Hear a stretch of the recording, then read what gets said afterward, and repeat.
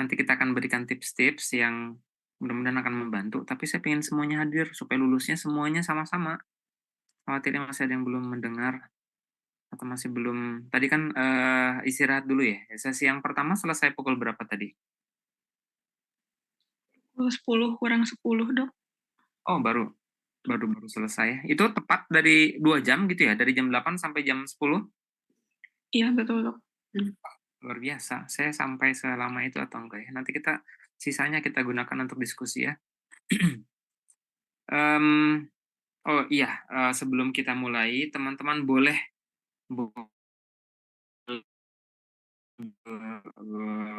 mempersiapkan kopi, makanan, barangkali ada yang belum sarapan, boleh makan tapi jangan terlihat. Lah gimana ya? Bolehlah sambil nyemil-nyemil nggak apa-apa, kita santai, tapi, tetap fokus gitu.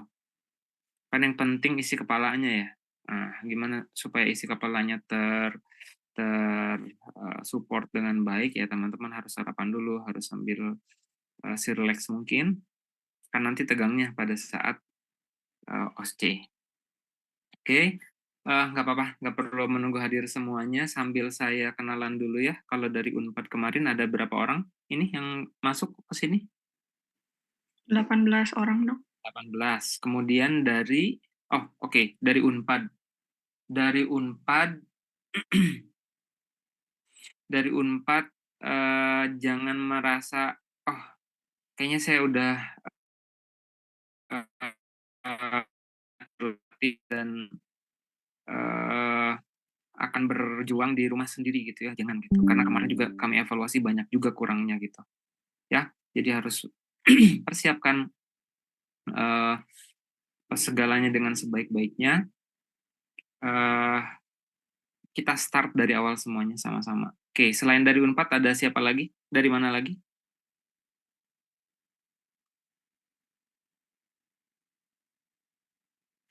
Izin daftar.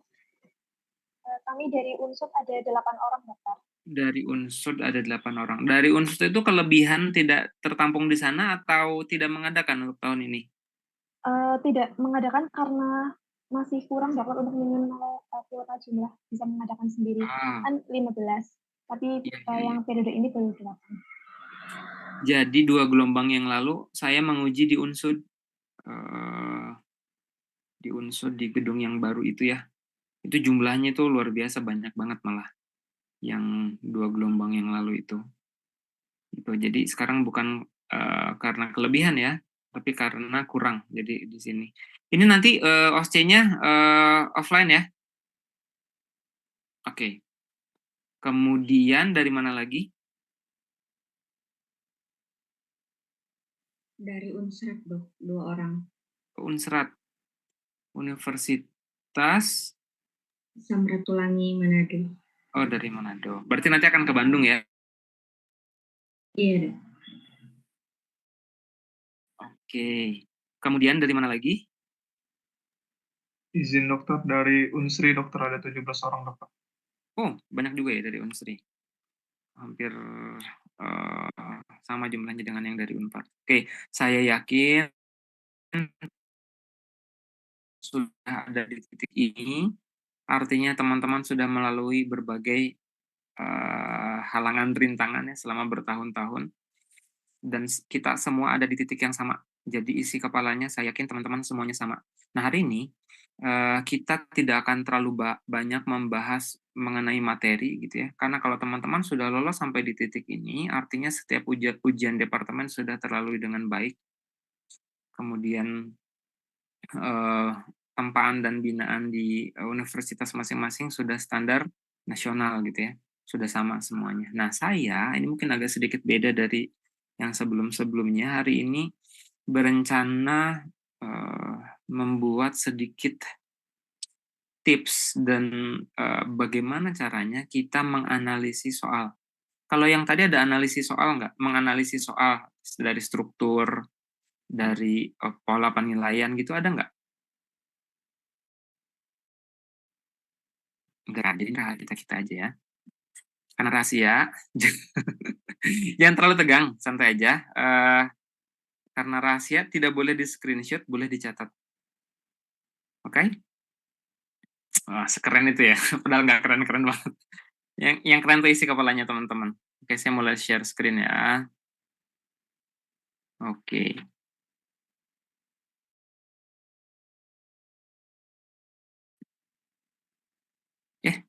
Ini yang muncul apa? Sebentar. Itu bahaya ya. Bukan, bukan. Sebentar ya. Itu yang muncul.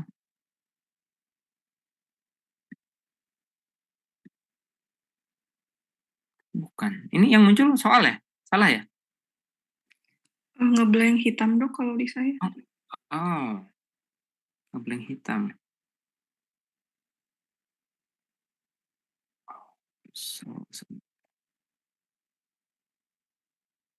Kalau itu,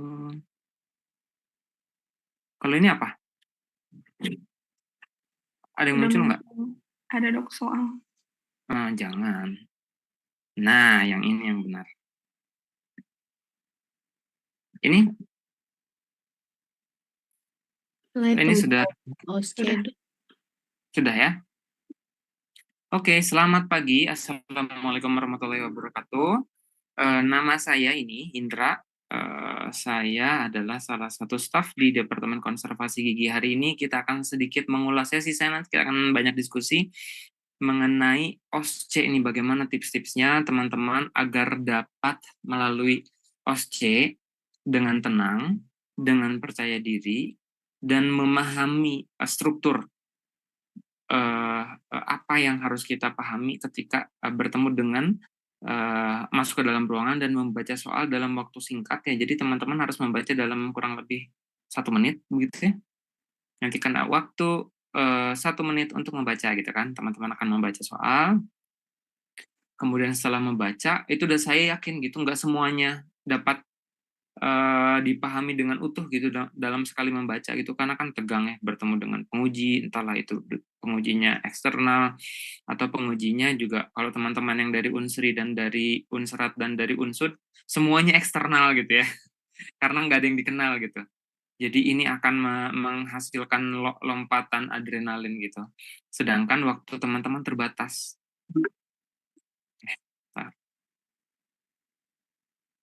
Oke, apa aja sih yang akan kita pelajari, akan kita kupas, nggak tuntas ya, karena banyak banget kalau dituntaskan, tapi dikupas sedikit-sedikit, di-highlight apa aja sih yang akan kita bahas hari ini, yaitu kupas struktur soal.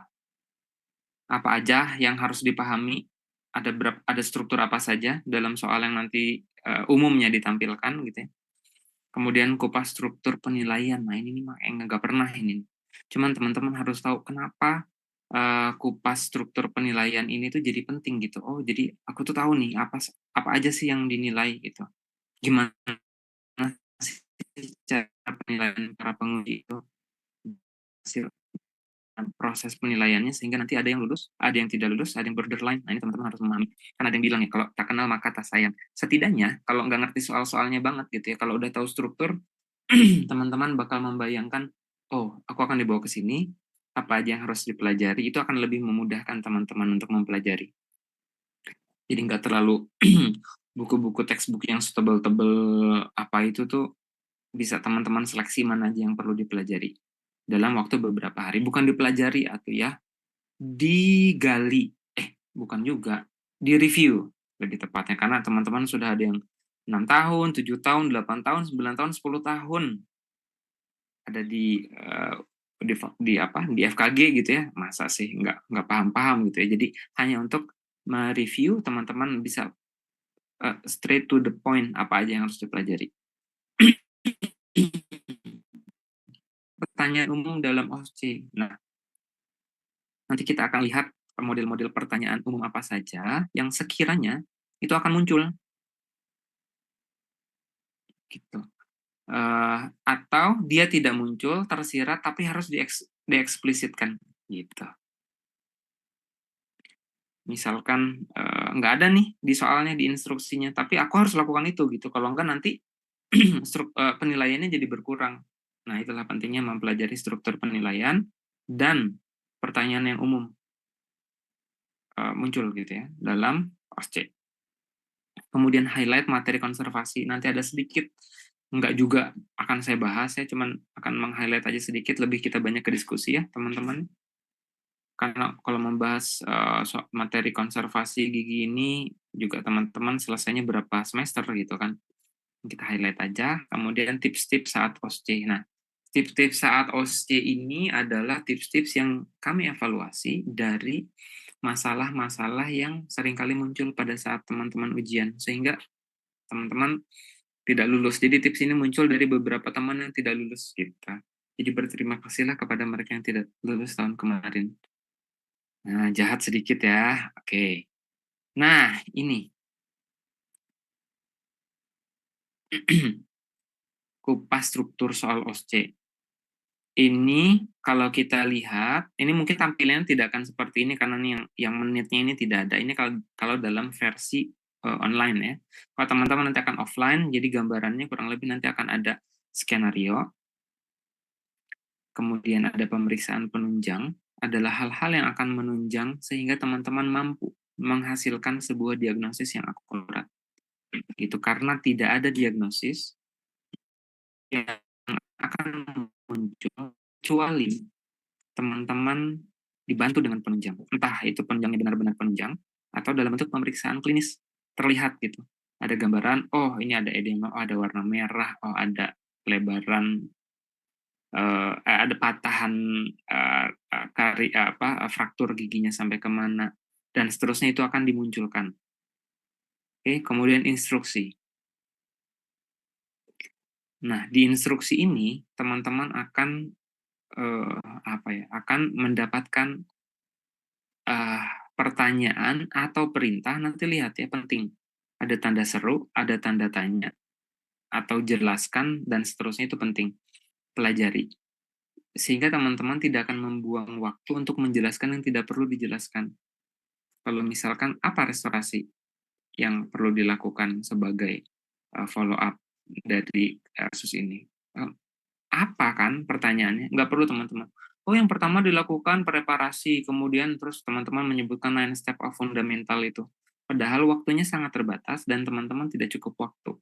Jadi, jawablah sesuai dengan instruksi. Gitu ya. Nah, kemudian di skenario ini teman-teman wajib dan pasti akan menemukan hasil pemeriksaan subjektif, hasil pemeriksaan objektif itu pasti ada di sana. Karena soal yang akan muncul nanti adalah soal-soal yang sudah dikaji dengan sebaik-baiknya, diseleksi dari seluruh Indonesia, dan memenuhi syarat. Jadi kalau ada yang tidak lengkap, artinya soal gagal kan, dan soal gagal itu tidak akan muncul. Jadi teman-teman harus yakin. Saya akan menemukan jawaban semuanya dalam paragraf yang pertama. Gitu. Jadi baca dengan teliti. Karena pasti akan ada pemeriksaan subjektif dan objektif. Itu saja tidak cukup dengan pemeriksaan penunjang yang akan memberikan data yang akan membuat teman-teman yakin menegakkan diagnosis.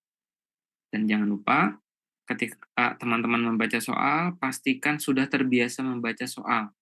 Pastikan sudah terbiasa membaca dari contoh manapun. Tidak harus OSCE ya, soal apapun. Teman-teman berlatih membaca, kecepatan mata, kecepatan analisis. Jangan begadang, jangan belum sarapan, sehingga apa yang dibaca dapat langsung dipahami dengan baik gitu dalam sekali baca, karena waktunya kurang lebih hanya 1 menit. Nah, data foto ini atau data gambaran apapun, ini adalah penunjang. Dan teman-teman sudah sudah pasti akan menemukan diagnosis dengan menggabungkan antara paragraf pertama dengan pemeriksaan penunjang. Gampang kan? Gampang kalau bikin soalnya. Nah, yang jawabnya mungkin yang susah. Oke, nah yang terakhir, ini ada instruksi. Karena waktu terbatas, ini sudah pasti tidak akan banyak pertanyaannya. Dan sudah pasti akan terdiri dari soal-soal yang mudah, yang ringan, dan yang berat. Sama yang mudah dan ringan. Saya yang belum sarapan. Yang mudah, yang sedang, dan yang berat. Yang mudah apa? Adalah pertanyaan yang sudah pasti hampir akan muncul di semua sesi. Pertanyaan pasti akan muncul di awal-awal. Ini mungkin untuk semua departemen akan muncul. Mudah ya. Nggak perlu teman-teman belajar, hafalkan, pahami. Kayak cuci tangan, pakai masker, itu nggak perlu beratkanlah dalam pikiran. Hafalkan saja gitu. Kemudian pertanyaan yang sedang, nah itu tentang materi kekonservasian teman-teman. Cara misalkan apa ya? Tes vitalitas, tes dingin, gimana caranya? Kan sedang ya itu ya. Harus dipahami gitu. Nah yang terakhir adalah kemampuan teman-teman dalam menganalisis. Ini yang sulitnya. Bukan sulit ya, butuh mikir gitu ya. Kalau tes mah kan teman-teman melakukan setiap hari, sewaktu-waktu ya, bukan sewaktu-waktu, selalu melakukan dalam setiap mendiagnosis pasien gitu kan, tes ini, tes itu, dan seterusnya. Itu juga nggak terlalu berat. Nah kalau diagnosis ini bisa jadi salah. Tapi masalahnya diagnosis yang salah ini langsung menggugurkan kalian. Kebayang ya? Pertanyaannya di akhir berat, dan kalau salah itu langsung gugur. Karena kalau diagnosis sudah salah, udah pasti follow up-nya juga salah. Rencana perawatannya salah. Jadi gitu. Itu struktur soal. Oke. Sebelum masuk ke slide berikutnya, silakan bagi ada yang mau berdiskusi. Kita belum masuk ke materi ya. Ada yang mau ditanyakan nggak?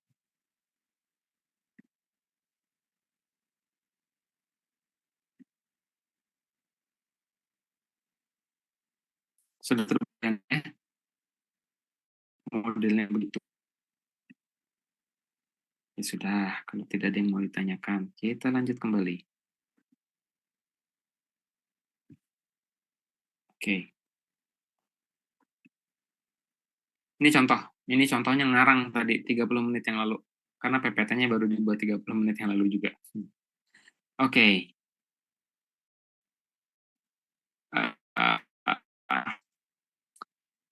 Misalkan begini ya, ini adalah kupas yang pertama adalah tentang skenario. Skenario ini sudah pasti kan, tadi saya bilang ya, ada pemeriksaan subjektif dan pemeriksaan objektif. Tinggal teman-teman cek mana sih yang subjektifnya. Nih, seorang pria berumur 33 tahun datang ke RSKGM Malang dengan, ini ngarang juga barusan saya, dengan mengeluhkan gigi geraham atas kanan sakit secara tiba-tiba. Terdapat benjolan pada gusi dan seterusnya, dan seterusnya. Pasien subfebris disertai. Oke, supaya pada nggak ngantuk ya. Coba Hasna nih yang berdua. Menurut Hasna, apa saja yang dapat diketahui dari kalimat yang berwarna merah?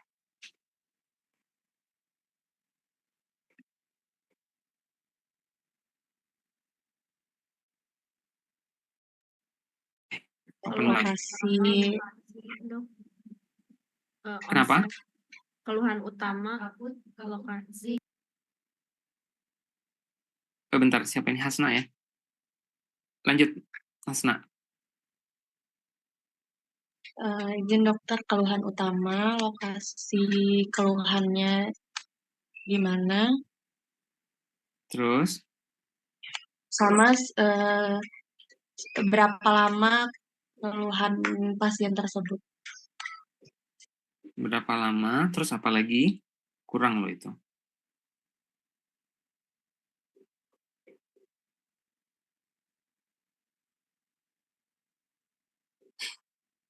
Gampang ini.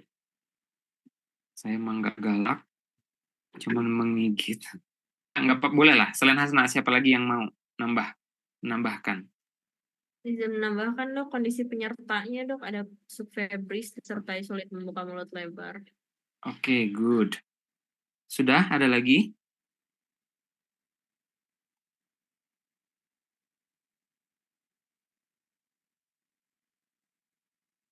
Nah, jadi sudah pasti kita dapat menjawab seluruh pertanyaan anamnesis yang bersifat subjektif dalam kalimat yang pertama. Jadi kalau soal yang bagus itu, dia pasti akan lengkap gitu. Teman-teman ini bisa menarik simpulan subjektif ya dari apa yang ada di kalimat-kalimat pertama. Nah, ini juga akan berhubungan dengan apa yang kalian akan jawab. Ini lokasi keluhan, kapan terjadinya, ini kan pertanyaan dasar dari anamnesis. Ini sudah pasti akan terjawab dalam kalimat yang dan ini dan pertanyaan anamnesis ini adalah pertanyaan wajib yang akan selalu muncul dalam setiap post-it. Jadi meskipun teman-teman nanti tidak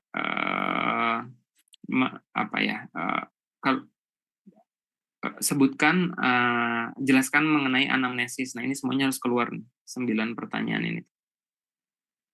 Gitu.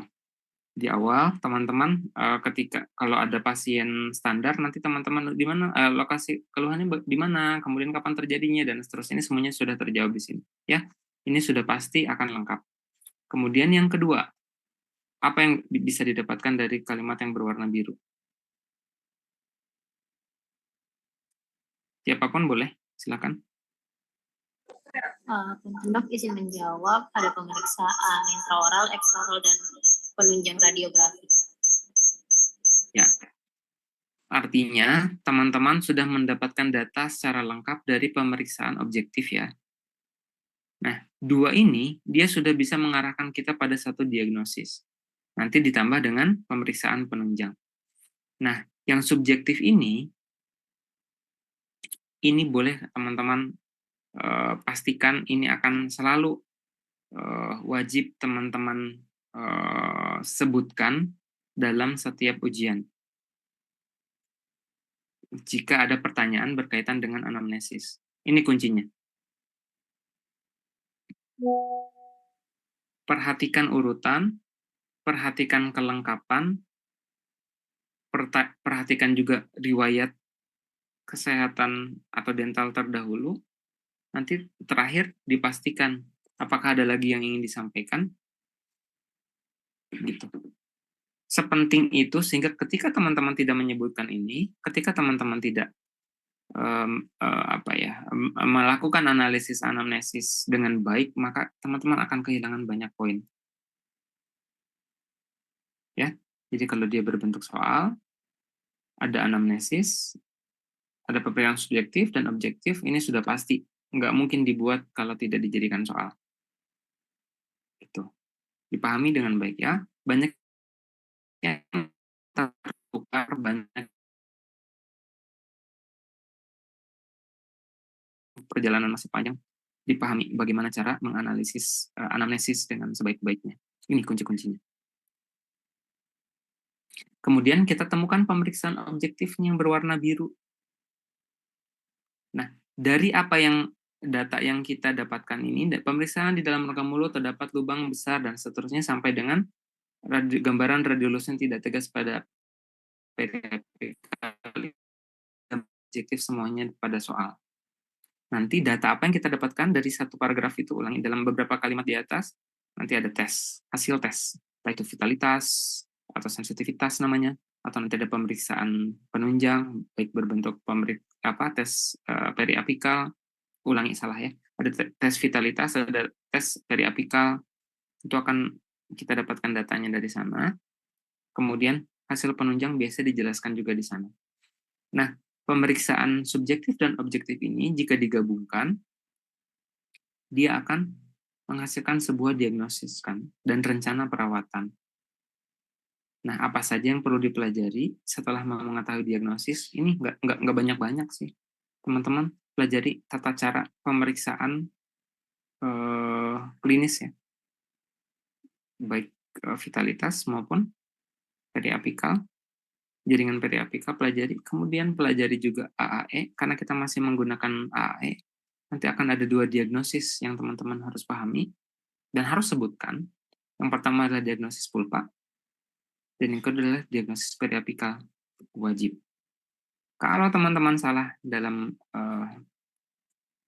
menghasilkan diagnosis, salah dengan perencanaan, nggak mungkin. Kalau teman-teman salah diagnosis, kemudian rencana perawatannya benar gitu, nggak mungkin. Ngaco semuanya pasti ke akhir, ya nggak? Artinya, teman-teman bisa gugur dalam OSCE kali ini. Jadi dipelajari dengan sebaik-baiknya. Ini adalah satu kesatuan ya, semuanya. Dari skenario, kemudian penunjang dan instruksi, satu kesatuan yang teman-teman harus fokus dan hati-hati gitu dalam mengambil simpulan dari anamnesis. Oke, dari sini dulu. Silakan jika ada yang ingin bertanya.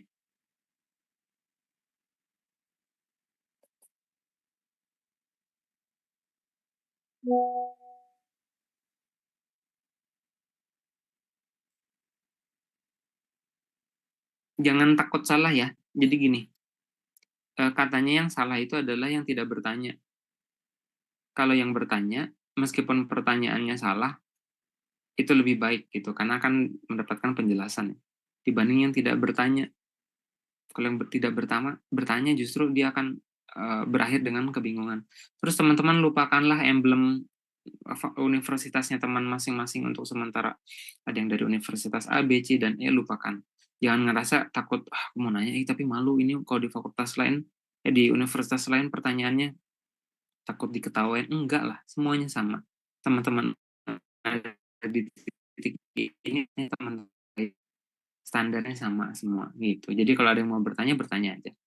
Ya, sayang soalnya udah ikut pemantapan nih, kalau nggak dapat apa-apa saya sedih. Karena teman-teman juga ujiannya akan di Unpad kan. Kalau ujian di Unpad terus tidak lulus juga, ya kasihan gitu.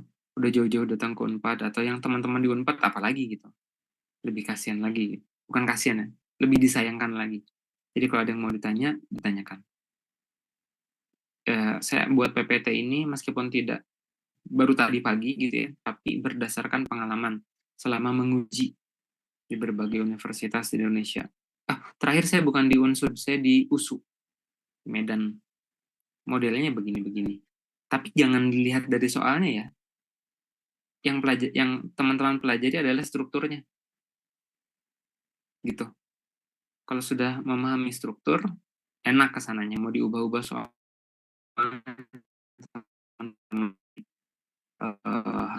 memahami bagaimana cara berpikir. Oke, lanjut aja dulu ya. Kemudian selanjutnya adalah pemeriksaan penunjang. Pemeriksaan penunjang ini akan menghasilkan data penunjang yang akan membantu teman-teman untuk mengambil sebuah simpulan diagnosis ya. Yang pertama bisa dalam bentuk foto ronsen, nanti akan bisa periapikal atau panoramik gitu ya, atau mungkin CBCT bisa saja gitu. Jadi foto ronsen nih. Apa yang harus diperhatikan dalam foto ronsen? Ketika teman-teman disuguhkan foto, pastikan langsung lihat yang pertama, perhatikan kondisi kamar pulpa.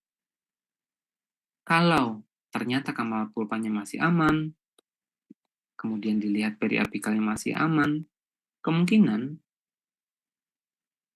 pembuat soal ini akan ya nggak mungkin kan foto periapikal kalau nggak ada kaitan dengan soal kan. Nah, pasti akan ada sesuatu yang berkaitan dengan soal yang akan dimunculkan. Perhatikan kondisi kamar pulpa. Kalau masih pada bagus semua, lihat kemungkinan besar dia akan tipis mendekati kamar pulpa. Kalau kamar pulpanya masih bagus ya. Artinya soal ini berkaitan dengan pulp capping biasanya. Nah, atau dia melibatkan kamar pulpa. Kalau melibatkan kamar pulpa, pastikan kalau sudah mengenai kamar pulpa, mengenai ya, artinya sudah hampir pasti dia pulpitis irreversible atau nekrosis. Kalau tidak ada lesi, kemungkinan dia pulpitis irreversible kalau sudah menyentuh. Atau bisa saja nekrosis tanpa lesi, gitu ya. Jadi kalau mana nih mendekati, berarti masih vital gitu ya. Berarti kemungkinan soalnya ke pulp capping. Tapi kalau sudah melibatkan kamar pulpa, ini bisa banyak. Masalahnya, kita tidak bisa selesai dengan hanya melihat kamar pulpa. Kalau sudah mengenai kamar pulpa, langsung turun ke bawah. Lihatlah kondisi periapikal. Ini bisa jadi tidak ada lesi. Bisa jadi pulpitis reversible atau nekrosis pulpa dengan periapikal normal periapikal ya kan? Atau selanjutnya ada lesi yang diffuse atau berbatas tegas. Itu aja sih, kayak nggak akan jauh-jauh gitu. Kalau konservasi kan, lihatlah kondisi periapikal. Oke, ini foto ronsen. Kemudian perhatikan gambaran restorasi sebelumnya. Atau bisa jadi, ini tuh tidak berkaitan dengan endo ya. Bisa jadi restorasinya ternyata overhang. Menyebabkan apa? Menyebabkan terjadinya food impaksi misalkan. Jadi bisa jadi tidak berkaitan dengan kamar pulpa, tidak berkaitan dengan kondisi periapikalnya, tapi ini tuh foto dimunculkan, teman-teman dikasih bite wing misalkan ya, untuk melihat ada restorasi kelas 2 yang overhang yang menyebabkan terjadinya food impaksi. Jadi rasa nyerinya karena ada food impaksi bisa saja. Ya. Jadi lihat dengan teliti dari mahkota sampai ke periapikal. Kemudian, kalau tidak diberi foto periapikal, mungkin teman-teman akan diberikan foto klinis. Foto klinis ini apa saja yang diperhatikan? Yang pertama, perhatikan lokasi karies. Teman-teman nanti bisa menentukan rencana restorasinya kan. Oh, ini kelas 1, ini kelas 2, kelas 3, kelas 4, kelas 5, kelas 6 berdasarkan GV Black. Atau bisa jadi tiba-tiba nanti klasifikasinya bukan GV Black gitu. IKDAS gitu. Bisa saja gitu kan. Nah, teman-teman pelajari juga itu. Nah, ketika kita tahu lokasi kariesnya dari foto klinis, maka rencana perawatannya juga akan tepat. Oke? Kemudian perhatikan warna gigi. Warna gigi mungkin akan berkaitan dengan rencana restorasi gitu. Atau warna giginya ternyata dari 4 gigi anterior, ada satu yang warnanya lebih gelap, lebih hitam misalkan. Bisa jadi itu menunjukkan bahwa giginya sudah nekrosis. Meskipun ya misal nanti ada tidak ada foto periapikal tetapi sudah jelas tes perkusinya positif misalkan, terus gambarannya lebih hitam mahkotanya. Nah, ini juga bisa membantu teman-teman untuk menegakkan diagnosis. Atau ini teman-teman bisa melihat ada warna dentin atau warna enamel yang lebih terang atau lebih kekuningan dari foto ronsen dari foto klinis tersebut akan membantu teman-teman juga. Oh, ini perlu di pulp capping atau tidak, atau ini bisa langsung dengan restorasi dan seterusnya. Meskipun tidak ada kata-kata kamar pulpa, ulangi. Karies mendekati kamar pulpa, tidak ada kata-kata itu, tetapi dalam foto klinisnya terlihat sudah cukup dalam. Teman-teman bisa merencanakan pulp capping dengan hanya melihat warna, perbedaan warna atau kedalamannya dari karies. Kemudian juga perhatikan gambaran jaringan periodontal, misalkan ada edema atau yang tadi itu ya, ada overhang kelas 5 gitu ya. Kelas 2 mengenai jaringan periodontal dan seterusnya. Ini lihat apakah ada edema atau tidak, resesi terjadi gitu kan, ada abrasi, kemudian terjadi pada berapa gigi. Kalau afraksi kemungkinan terjadi pada lebih dari 1 gigi. Kalaupun terjadi abfraksi pada 1 gigi misalkan ya, apa penyebabnya, apakah ada prematur kontak gitu ya, dan seterusnya.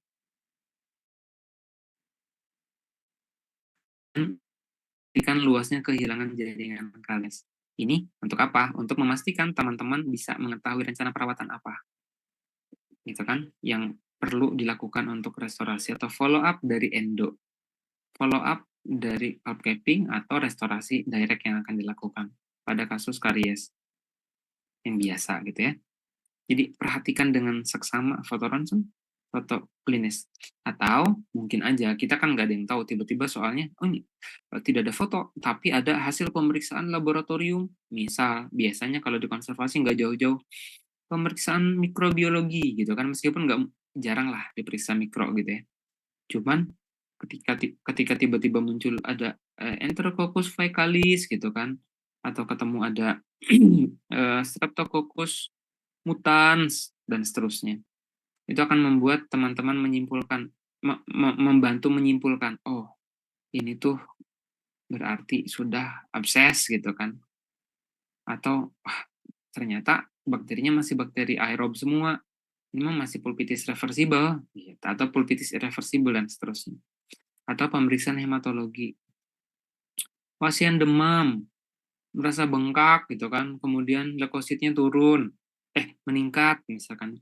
Oh, udah kemungkinan besar ini adalah abses gitu kan. Meskipun nanti ada pemeriksaan periapikal gitu ya, tidak ada foto gitu. Bisa saja diganti dengan yang lain. Tuh, bayang ya. Ayo atuh saya terus yang ngomong, silakan. Ada yang mau diskusi atau yang mau ditanyakan dahulu? Biar waktunya lama ini, soalnya slide saya juga nggak banyak. Salah. Saya dikasih tahunya kemarin. Dokter Indra besok ya, besok kan ada apa? Kata saya. Itu masih bimbingan untuk itu, UKMP.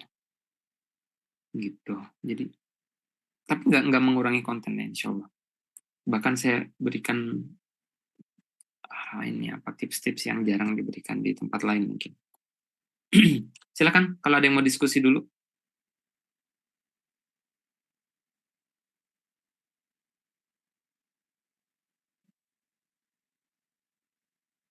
Belum ada?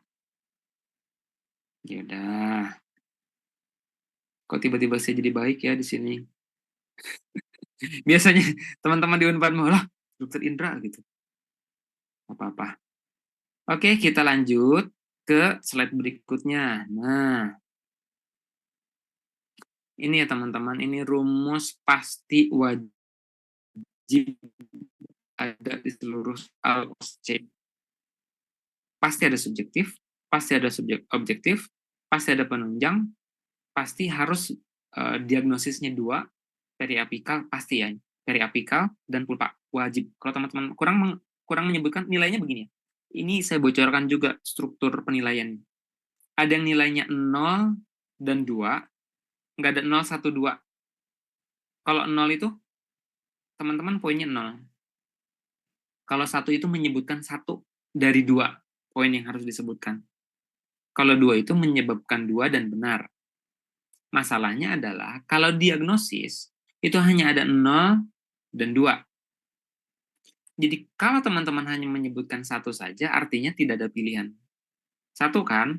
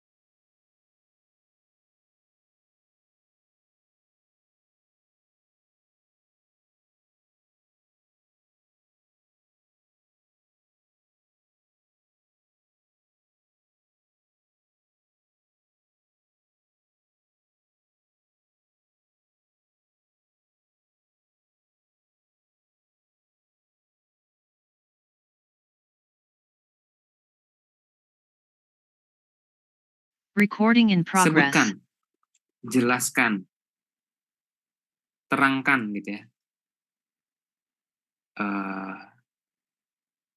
Tapi rata-rata itu sih, nggak yang apakah gitu, nggak ada.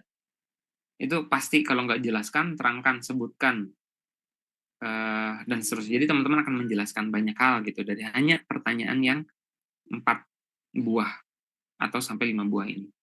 Nah, dalam instruksi ini, analisis saya adalah yang pertama pasti ada pertanyaan dasar. Ini adalah kompetensi dokter gigi umum. Nah, pertanyaan dasar ini contohnya apa? Anamnesis. Itu mah pasti. Teman-teman pokoknya harus sudah benar aja. Nah, tapi ada yang tidak disuruh harus disebutkan. Nah, inilah trikinya.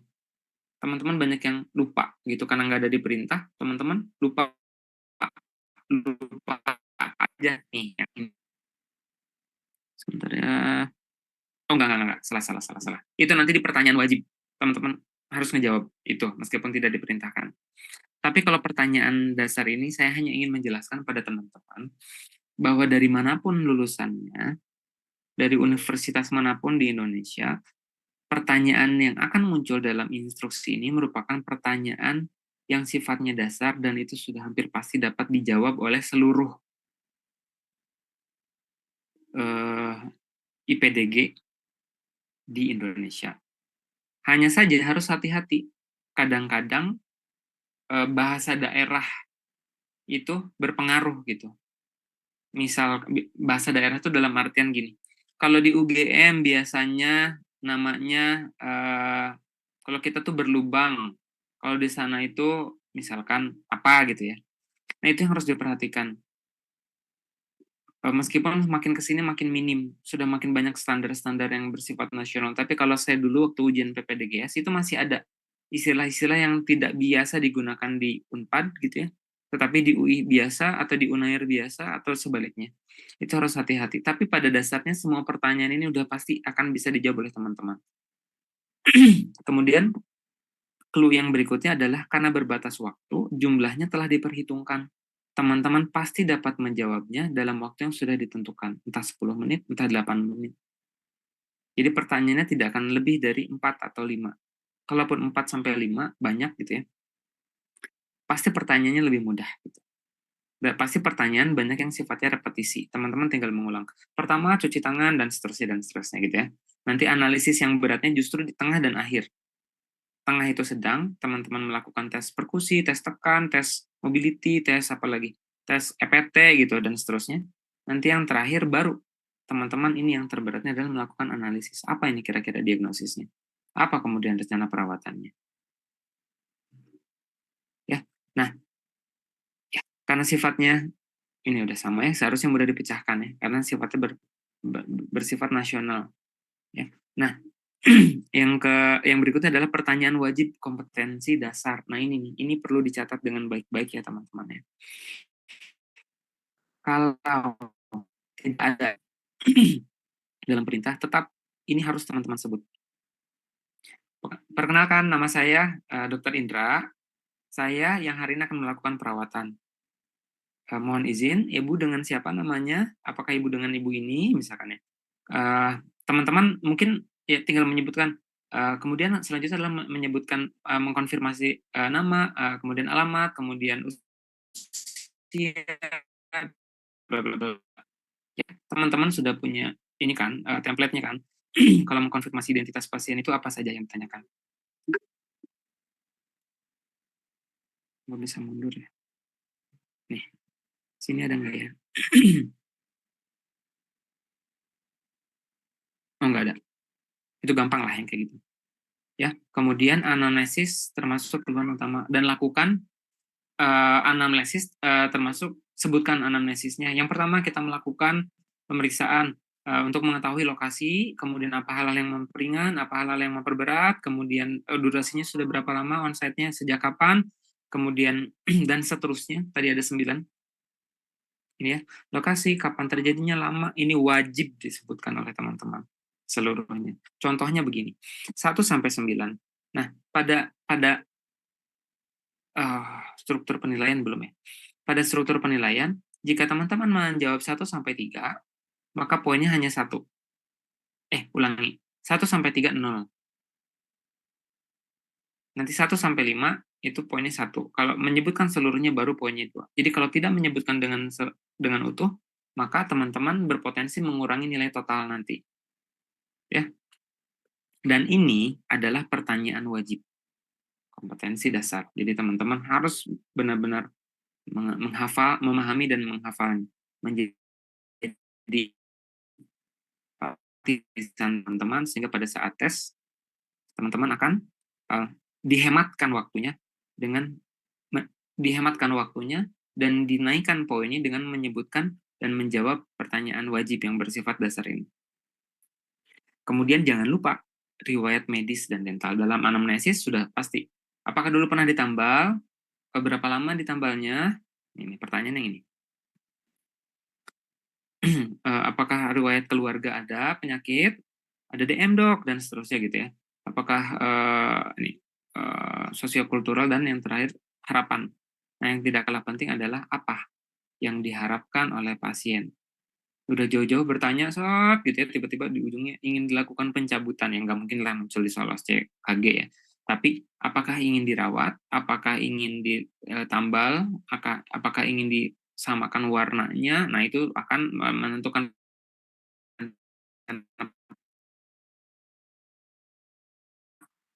Kan ada strukturnya, anamnesis dasar itu yang 9 pertanyaan, kemudian dilanjutkan dengan pertanyaan riwayat keluarga, sosiokultur, dan seterusnya, dan diakhiri dengan apakah ada lagi yang ingin disampaikan, itu yang ini nih.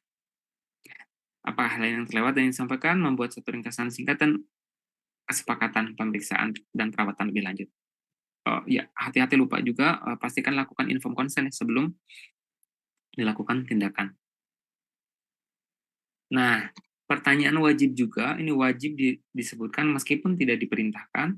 Yang pertama adalah berkaitan dengan penggunaan cuci tangan, penggunaan masker, cuci tangan, dan penggunaan sarung tangan. Seringkali teman-teman berkurang nilainya karena tidak menyebutkan ini. Padahal apa sih gitu doang gitu ya. Tapi ini tuh setara dengan nanti teman-teman kalau melakukan tes yang KG banget gitu. Rencana perawatan yang konservasi banget gitu. Gitu. Bisa nilainya 1, bisa nilainya 2 gitu. Atau bisa nilainya 3. Tapi jarang sih, biasanya pertanyaan wajib yang dasar ini nilainya 2. Nah, nanti yang analitikal baru bisa 3. Oke ya, sampai sini terbayang ya. Pertanyaan wajib ini wajib kalian sebutkan. Nah, itu udah lumayan tuh, udah aman nilai pertama. Titik aman pertama teman-teman dalam mengumpulkan nilai. Nah, selanjutnya yang sifatnya analitikal. Apa aja nih, dok, yang analitikal? Nah, yang analitikal ini yang konservasi gigi banget. Kalau nanti di struktur soal kita lihat, misalkan ada, ya, contoh. Dalam rongga mulut terdapat lubang besar pada gigi 18, terdapat gusi yang... Berarti kira-kira ini tesnya apa? Kalau gusi, sok sebut aja siapapun. Rania. Kalau gusi membengkak, tes yang kemungkinan muncul apa? Hah? Obsesi ya dok. Ya, betul. Gampang nggak sih konservasi itu? Oke. Tes dingin. Riva.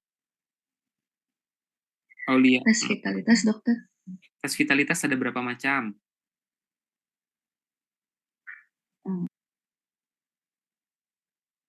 Riva jangan takut salah ya. Tes. Nggak apa-apa, jangan deg-degan juga. Jangan bilang ke teman-teman yang lain kalau Riva dari Unsri, nggak apa-apa, nggak pada tahu, jadi bebas aja. Lah. Tes panas, tes dingin, dokter. Nah, sama tes elektrik. Kalau tes elektrik itu masuknya thermal ya?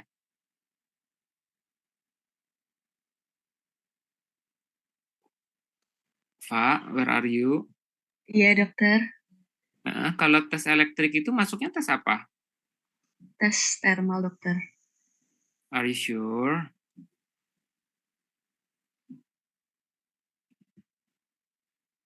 Yakin? Ada lagi teman-teman yang mau membantu? Makasih ya, Riva. Riva ya, betul ya? Tadi siapa namanya? Izin membantu menjawab. Silahkan, Almira. Untuk tes dingin atau tes panas itu masuknya tes sensibilitas, dok. Tes sensibilitas. Memang kalau tes EPT itu tidak mengetahui sensibilitas dari gigi ya?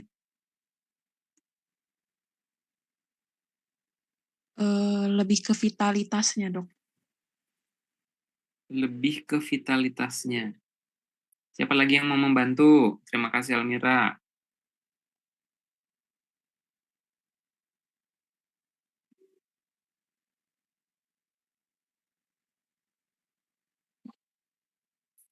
Gak apa-apa, salah. Terima kasih ya. Siapa lagi yang mau membantu menjawab?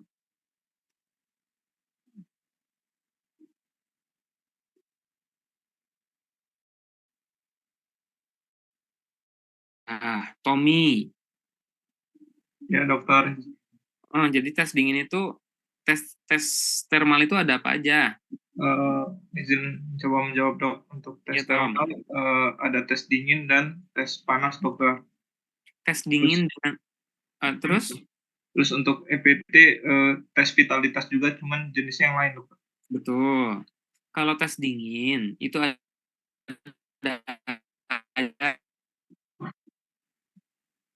menggunakan apa saja? Untuk tes dingin bisa menggunakan kloretil, dokter. Atau ini yang di textbook ya? Meskipun jadul, tapi ya, mungkin aja muncul. Selain kloretil apa aja? Apalagi? Pakai stick ice, Dok. Stick ice, Fania, betul. Alma, ditaruhnya di mana, Alma? Stick ice. Cervical gigi, Dok. Cervical gigi.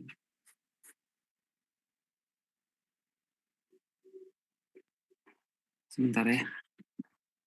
Boleh sambil minum kopi, apapun itu boleh.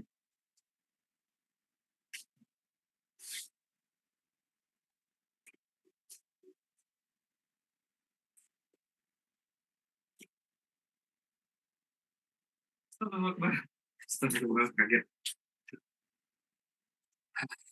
Yang datang, tapi tidak ada manusia. Ternyata bayi gitu dia di bawah, nggak kelihatan. Oke, tadi sampai mana? Tes dingin. Sampai mana ya tadi? Oh, ada di cervical disimpannya. Kemudian mutiara. Kalau tes panas ada apa aja? Contohnya? Bisa pakai guta perca ya, Dok? Kemudian apa lagi?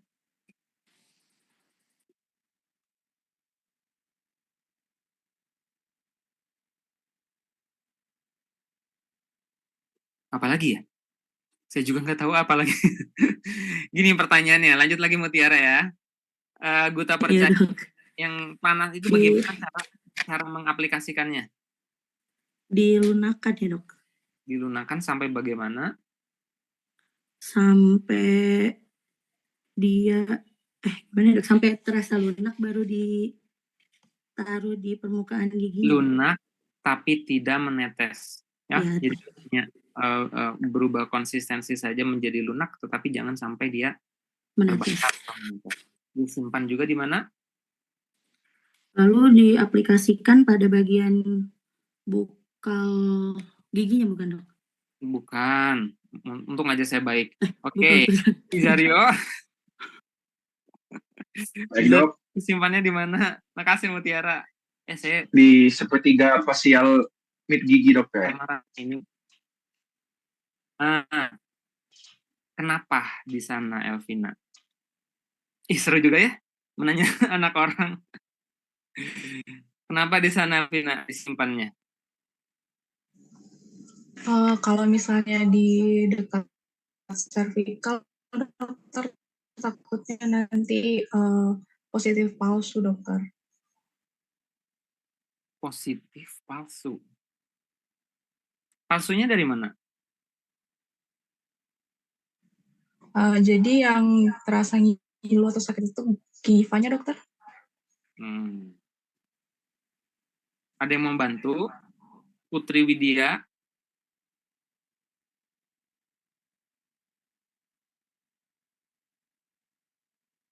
Saya mah baik, dah. Tapi lagi ke toilet, Dok. Oh, lagi ke toilet. Saya mah baik, cuman kalau nggak ada suara sama saya di-kick dari ruangan. Oke, terima kasih. Tadi siapa? Elvina ya? Jadi di sepertiga mid ya, sepertiga antara cervical dengan bukal tadi gitu ya, atau di cervical. Pastikan kenapa tidak betul-betul di cervical, itu sebetulnya di cervical, tapi jangan sampai menyentuh gusi, jadi agak naik sedikit. Gitu.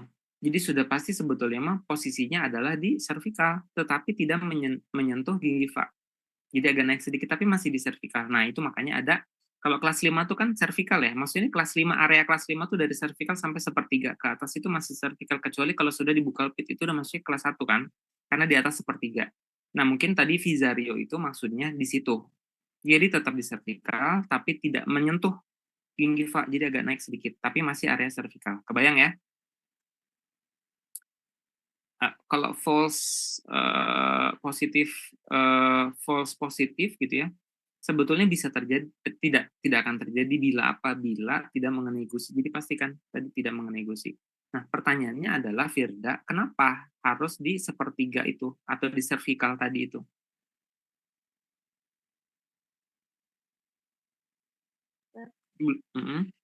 Karena ada tubulus dentin. Karena ada tubulus dentin. Justru kalau tubulus dentin itu ada di bawah. Ada di sementum.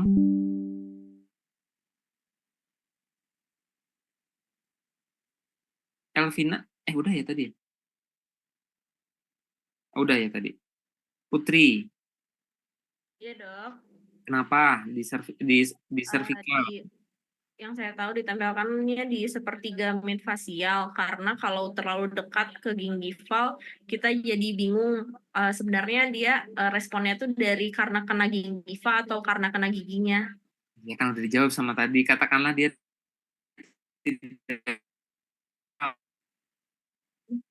kenapa di situ disimpannya, nggak dibonjol? Lebih sensitif, Dok. Kenapa lebih sensitif? Karena lebih sensitif dari permukaan lain, Dok. Ya kenapa lebih sensitif dari permukaan lain, sabar? Lebih tipis, Dok. Nah, itu dia lebih tipis. Jadi yang lain tuh ada ketebalan enamal kan, cuma di daerah situ dia lebih tipis, sehingga dia mudah merespon. Pastikan tidak mengenai gusi. Oke? Oke. Kita lanjut. Sebentar ya.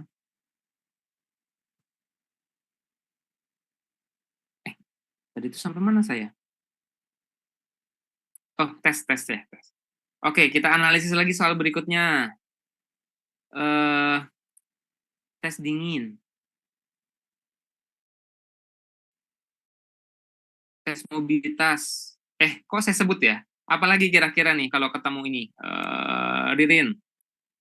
Selain mobilitas udah saya sebut tadi. Terasa nyeri saat diketuk, apa itu kira-kira? Tesnya.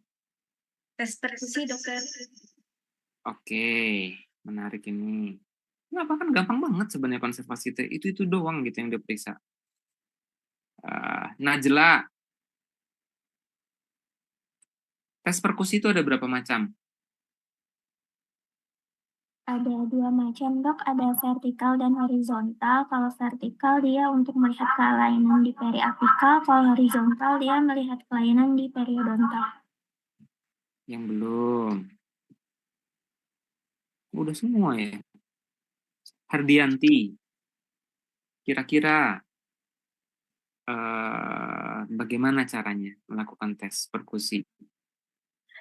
Untuk tes perkusi itu kita menggunakan ujung instrumen yang tumpul, Dok. Contohnya bisa ujung dari sonde atau kaca mulut. Terus kita ketuk dari arah yang tadi disebutkan Najla, dari arah vertikal dan horizontal. Kalau ternyata bingung pasiennya, apa yang harus dilakukan? Jadi kalau pasiennya bingung, kita coba ke gigi yang sehat di kontralateralnya. Oke, gampang. Nanti tapi harus dilengkapi ya, itu cuma garis besarnya aja. Kemudian perabaan positif. Kira-kira Chandra, apa itu tes yang dilakukan?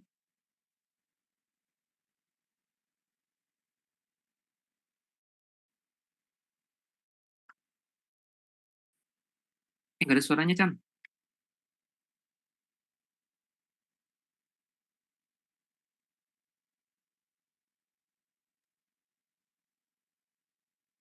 Nggak ada suaranya, Chan. Nah, tapi itu yang saya lakukan kalau saya nggak bisa ngejawab, biasanya pura-pura, "Ah, sinyalnya putus," gitu. Tapi Chandra enggak.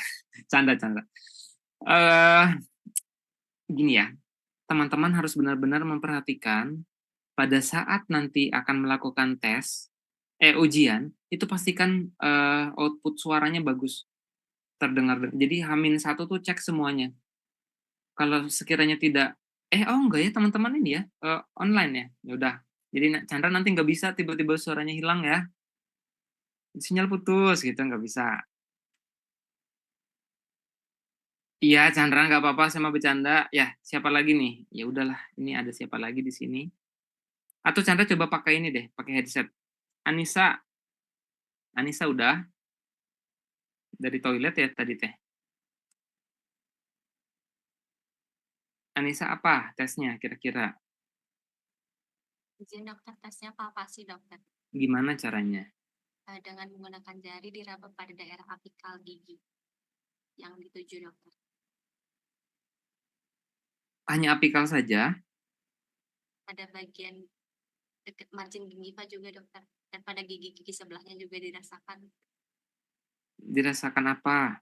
Apakah ada tonjolan atau tidak dokter? Kemudian apakah pasiennya sakit ketika ditekan atau tidak dokter? Ya, kadang juga lebih dari itu, kita bisa lihat apakah ada pelebaran sampai rasa dipalpasi di orbita, atau pada saat dipalpasi lihat ada ketegangan permukaan edema atau tidak yang merupakan abses dan seterusnya. Itu juga bagian dari palpasi ya. Jadi bisa intraoral atau bisa ekstraoral. Oke. Jadi gampang. Gitu aja teman-teman. Teman-teman lihat apa ada di situ, tes-tesnya, kemungkinan itu yang akan ditanya. Bagaimana caranya? Tes ininya positif, bagaimana caranya? Tes perkusinya, nanti perkusi dan tekan harus hati-hati ya teman-teman. Bisa nggak dilakukan tes? Untuk tadi kan kalau kita melakukan perkusi dari arah vertikal, itu tujuannya adalah untuk mengetahui kelainan di periapikal gitu kan. Coba, Tri Indah, gimana caranya mengetahui kelainan periapikal apabila gigi kontrarato apabila ya, apabila begini sebetulnya gigi antagonisnya dilakukan tes perkusi dari vertikal kan, tapi kalau ternyata gigi antagonisnya itu ada lengkap, apa yang dapat menggantikan tes vertikal, perkusi vertikal untuk mengetahui kelainan periapikal ya selain tes perkusi vertikal.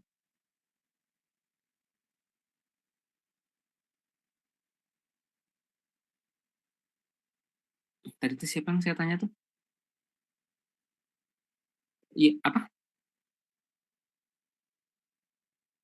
Biting test atau tes apa lagi?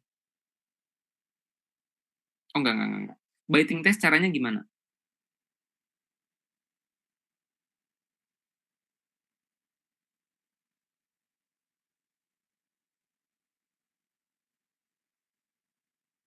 Atau menggunakan apa lagi?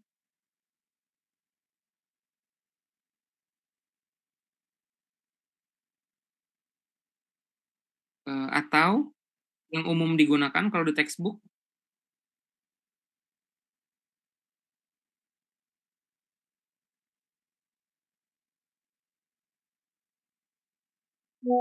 Itu loh. Ya wooden stick bisa atau cotton bud ya. Wooden stick. Itu ada ini ya. Teman-teman di tempat lain sedang ada acara juga. Ini tadi ada suara yang bocor. Oke, terima kasih ya. Nah, kemudian diagnosis AAE ini sudah harus mutlak wajib teman-teman hafal. AAE, bukan Grossman atau bukan yang lainnya. AAE. Kenapa sepenting itu? Karena ketika teman-teman salah melakukan diagnosis atau kurang melakukan diagnosis, hanya pulpa saja tidak periapikal, hanya periapikal saja tidak pulpa, gugurlah teman-teman. Ya. Nah, ketika diagnosis AS sudah benar, ini yang analitikal tadi ya, rencana perawatannya kemungkinan besar pasti akan benar.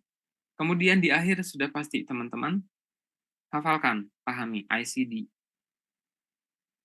Gampang, konservasi gitu aja. Nah, ini dia. Kupas struktur penilaian. Udah ini nih, jadi kalau di penguji itu kita punya lembaran ini nih, yang untuk menilai teman-teman. Apa aja? Saya blur ya ini ya. Penilaian semua aspek yang wajib dijelaskan oleh peserta ini di kolom sebelah kiri. Kursor saya itu kelihatan nggak sih? Enggak ya? Kelihatan. Oh, lihat. Sebelah kiri ini. Nah, anamnesis. Poin pertama, lokasi keluhan. Hal yang memperberat. Hal yang memperingan. 4, sejak kapan terjadinya, 5 riwayat, dan seterusnya. Ada 9 poin nih misalkan. Ini semua wajib disebutkan oleh peserta agar nilainya full. Nah, nanti di kolom sebelah kanan, poin-poin yang disebutkan peserta ini akan dikonversi dalam bentuk nilai. Contohnya, jika peserta menyebutkan 1-4 dengan benar, maka nilainya 1. Jika peserta salah dalam menyebutkan, nilainya 0. Jika peserta menyebutkan 4-8, 4-6, nilainya 2. Jika peserta menyebutkan 1-9, secara utuh nilainya 2 poin. Nah, ini nanti di ujungnya akan dikonversi ke nilai. Yang disebutkan sama sudah pasti harus berurutan. Sudah nggak harus semuanya berurutan sih sebetulnya, tapi kalau analisis dia berurutan. Sampai nanti keluhan utama, sampai akhir rencana atau harapan pasien gitu kan. Apa nanti tes biting misalkan ya, atau tes dingin gitu, nggak mungkin ketukar. Yang pertama, lakukan letakkan cotton pellet di cervical gigi, kemudian semprotkan klor etil, dibalik gitu kan, nggak akan bisa gitu. Dia harus berurutan. Oke, itu nanti kita konversi ke nilai. Nah, setiap poin ini nanti akan dinilai total akhir untuk seluruh pertanyaan. Tidak lulus jika kurang dari sekian.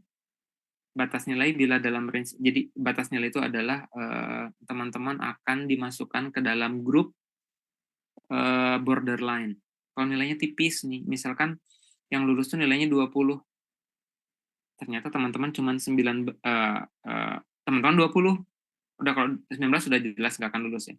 20, 21 itu borderline, atau 20, 21, 22 itu borderline. Baru lulus setelah nilainya 24. Nah, kalau ada teman-teman yang nilainya borderline begini, hanya 1 mungkin akan diluluskan, misalnya. Tapi kalau dari 3 departemen atau 2 departemen ada yang borderline sama-sama borderline, ada kemungkinan tidak lulus. Gitu. Ya, jadi harus hati-hati dengan setiap apa yang teman-teman ucapkan.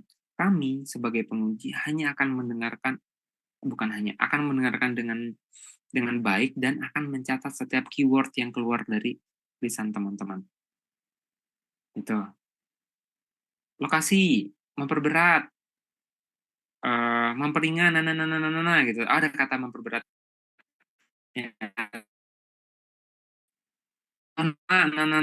Gitu kan. Oh, ini ada kata keluhan utamanya. Itu keyword itu akan kami centang semuanya. Gitu. Ya, itu struktur penilaian. Nanti di akhir akan ditotalkan. Nah, ini yang ingin saya garis bawahi lagi sebelum berakhir ya. Pertanyaan umum dalam OSCE, pertanyaan wajib yang tadi saya bilang itu jangan sampai terlewat. Teman-teman nggak perlu mikir, teman-teman nggak perlu effort apapun, tapi teman-teman udah mendapatkan nilai.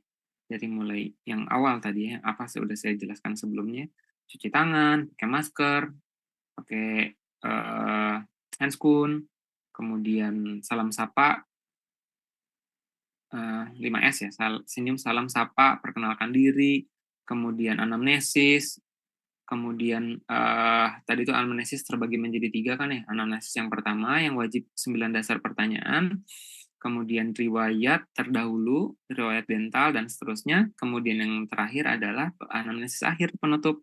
Apakah ada yang mau ditambahkan lagi? Nah itu harus akan muncul. Meskipun tidak di siratkan gitu ya. Kalau ada kata anamnesis, sebutkan anamnesis, berarti semua itu harus keluar. Nah, sebelum masuk ke rencana perawatan atau melakukan tindakan kepada pasien, sudah pasti teman-teman harus melakukan cuci tangan, masker, dan seterusnya tadi ya. Oke, kemudian apa lagi yang wajib yang muncul? Tadi ada 6 kan ya? Nah, ini. Persiapan pemeriksaan intraoral tadi. Udah, identitas jangan lupa dikonfirmasi. Apakah ibu dengan ibu ini benar? Bagaimana? Alamatnya ini ya Bu ya, kemudian usia ibu sekian gitu.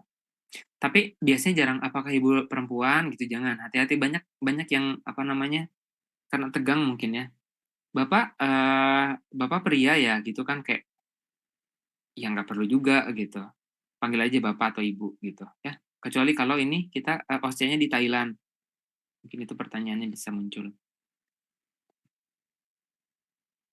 Oke. Kemudian yang berikutnya adalah pertanyaan analitikal ya. Yang analitikal itu tadi yang KG banget. Nah, highlight materi konservasi gigi. Sisanya yang teman-teman itu kerjakan selama preklinik gitu kan. Itu tuh yang tentang tes dingin, tes panas, tes palpasi, tes perkusi, tes mobilitas, tes EPT, apalagi. Itu semuanya pasti udah di Jatinangor. Cara cuci tangan gitu kan, sederhana semua kan. Nah, saya tuh ingin meng-highlight sesuatu yang akan menjatuhkan teman-teman. Itu apa? Diagnosis harus benar. Pulpa dan periapikal. Teman-teman silakan download sendiri di ini nih, AAE berkaitan dengan diagnosis. Ini ada PDF-nya. Download, pelajari. Ya, kalau teman-teman sudah benar diagnosis, rencana perawatan pasti benar. Insya Allah. Jangan lupa, ICD. Nanti tetap harus disebutkan juga apa misalkan ya kode ICD-nya. Oh, dia adalah misalkan karya apa ya, abses sering muncul karies dentin misalkan ya. Atau misalkan pulpitis reversible K04 bla bla bla, tulis semuanya harus benar. Ini juga yang fatal kalau teman-teman salah.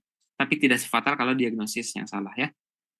Tapi tetap harus dihafalkan. Ini pundi-pundi teman-teman mengumpulkan. Kan yang konservasi cuma sedikit. Dari poin berapa tuh? 5 sampai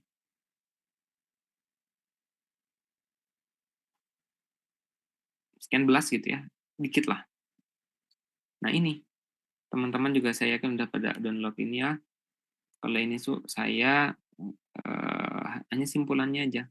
Nah, pulpa ini diagnosisnya cuman pulpa normal, pulpitis reversible, nanti ada pulpitis irreversible yang simptomatik, ada pulpitis irreversible yang asimptomatik, ada nekrosis pulpa, previously treated, yang udah pernah dibuka kafum sebelumnya, yang sudah pernah diganti obat sebelumnya tapi pindah dokter, yang sudah pernah devitalisasi sebelumnya, kemudian pindah dokter gitu kan.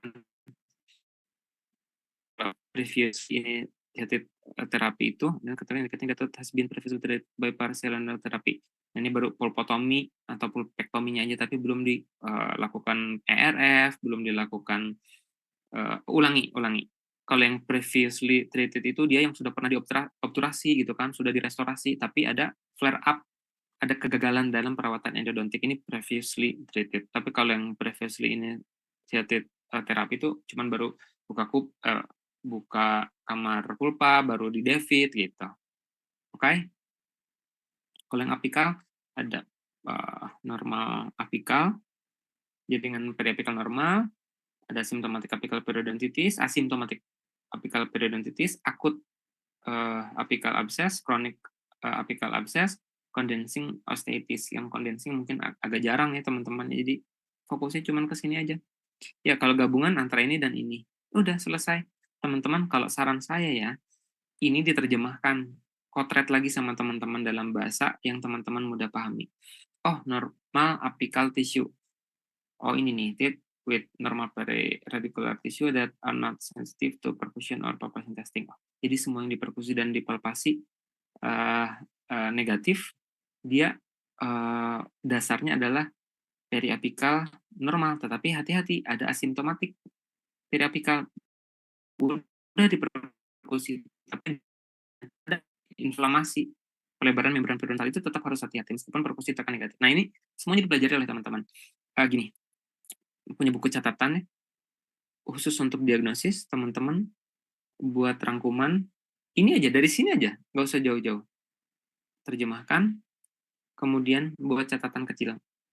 Dah aman lah untuk diagnosis. Kalau teman-teman sudah memahami dua diagnosis apikal dan pulpa ini. Nah, apa kira-kira yang selalu menjadi evaluasi nih bagi teman-teman pada saat melakukan OSCE? Yang pertama, ini evaluasinya dilakukan pada mahasiswa Unpad ya. Jadi ini based on true story lah gitu. Apa coba ya? Tapi yang jelas ini nih, ini teman-teman juga mungkin akan bisa kira-kira ini kemungkinan yang saya salah nih nanti. Ini yang pertama adalah tidak membaca soal dengan cermat. Jadi soal itu karena teman-teman merasa bahwa waktu teman-teman hanya sebentar, jadi pada saat di depan ruangan membaca soal tuh kan, udah mah deg-degan, nggak tahu ketemu sama siapa di dalam gitu kan, bacanya cuma sekilas gitu kan, sehingga teman-teman tidak membaca soal dengan cermat. Dan itu harus hati-hati. Karena kunci dari keberhasilan teman-teman adalah membaca soal dengan cermat justru di depan. Gitu ya. Jadi teman-teman mohon membaca soal dengan cermat, kemudian yang menjadi masalah berikutnya adalah tidak melakukan tahapan secara utuh. Misalkan gini, tes dingin, yang tadi saya bilang. Semprotan klor etil pada cotton pellet gitu ya, kemudian letakkan di cervical atau mendekati cervical di sepertiga bukal cervicobukal, kemudian lihat reaksi pasien. Oh iya dok, pada saat dilakukan tes penyemprotan klor etil harus sampai menghasilkan bunga es, kan itu balik lagi gitu, tidak berurutan gitu. Jadi lengkapi dulu satu-satu, ya, berurutan gitu. Ini yang dosennya udah keburu kasih poin, mau balik lagi udah kelewat gitu, ya. Jadi lakukan tahap. Kalau yang tadi sih masih rada oke. Yang tidak berurutan itu adalah misalkan lakukan pengisian bahan medikamen intrakanal kalsium hidroksida. Oh tapi sebelumnya kita lakukan dulu ERF, kita lakukan irigasi gitu, kebalik banget itu kan, lebih berantakan lagi, itu jangan sampai begitu. Ya, kemudian tidak menjawab simpulan anamnesis gitu. Anamnesis, lakukan simpulan anamnesis, kemudian tanpa dengan penunjang tadi lakukan simpulan diagnosis. Simpulan anamnesis ini ya tadi tuh nah ini yang saya bilang tadi, kalau di soal biasanya teman-teman lakukan anamnesis gitu kan, udah teman-teman tiba-tiba loncat aja ke diagnosis karena anamnesisnya udah kebayang bahwa anamnesis yang dilakukan di soal itu sudah terlihat ada pasien mengeluh rasa nyeri ini dan seterusnya gitu ya, tanpa teman-teman menyebutkan. Yang pertama kita lakukan pemeriksaan keluhan utama, kemudian dilakukan hal yang memperberat, memperingan. Nah, itu maksudnya simpulan anamnesis. Teman-teman tetap sebutkan, meskipun tidak diminta menyebutkan. Nanti perintahnya paling cuman kayak lakukan anamnesis gitu kan. Tapi hal-hal yang tadi 3 poin yang saya sampaikan di sebelumnya itu harus dijelaskan. Dari yang pertanyaan anamnesis yang 9, kemudian riwayat, kemudian yang terakhir penutup anamnesis. Ya, ini kebanyakan tidak disebutkan karena merasa tidak diperintah. 4, lupa tidak melakukan persiapan menggunakan masker dan handskon. Sederhana kan? Tapi teman-teman kehilangan 2 poin. 0 nilainya. Padahal teman-teman harusnya mengumpulkan 2 poin hanya dengan menyebutkan yang pertama lakukan cuci tangan dengan 6 langkah WHO misalnya. Kemudian lakukan bla bla bla bla. 2 poin yang gugur karena teman-teman tidak melakukan ini, padahal meskipun tidak diperintahkan, padahal ini wajib ada di dalam rubrik penilaian. Selanjutnya banyak melakukan kesalahan dalam hal tes ya, ini juga sama. Ini kan sederhana banget sebetulnya. Kayak teman-teman menganggap ini tuh gampang banget ya, cuma tes dingin. Kemudian ya gampang gitu, tapi ditaruhnya di bukal gitu kan. atau gampang, tapi apa ya? Misalkan tadi hal yang sederhana salah, oh ya, nggak menyebutkan bunga apa? Cotton pelletnya sampai menghasilkan gambaran bunga es gitu.